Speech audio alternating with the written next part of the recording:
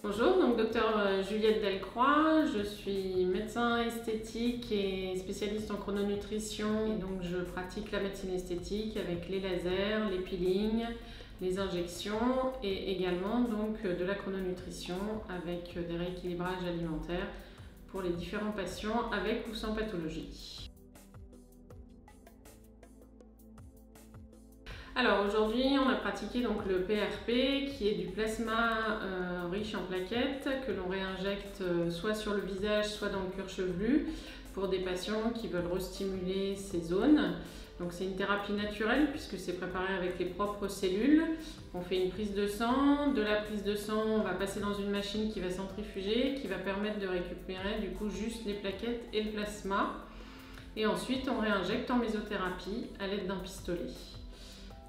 C'est une technique du coup naturelle qui nécessite simplement sur le visage de faire une petite anesthésie avec une crème anesthésiante 1h30 avant la séance. Et pour le cuir chevelu, pas de précaution particulière. Tout dépend des zones d'injection et de la sensibilité de chacun, c'est-à-dire que le cuir chevelu, il peut y avoir des zones plus ou moins sensibles. Le visage, c'est un peu plus sensible, on va un petit peu moins en profondeur du coup, on peut régler le pistolet de mésothérapie en fonction de la sensibilité aussi, donc ça nous permet d'adapter à chaque patient.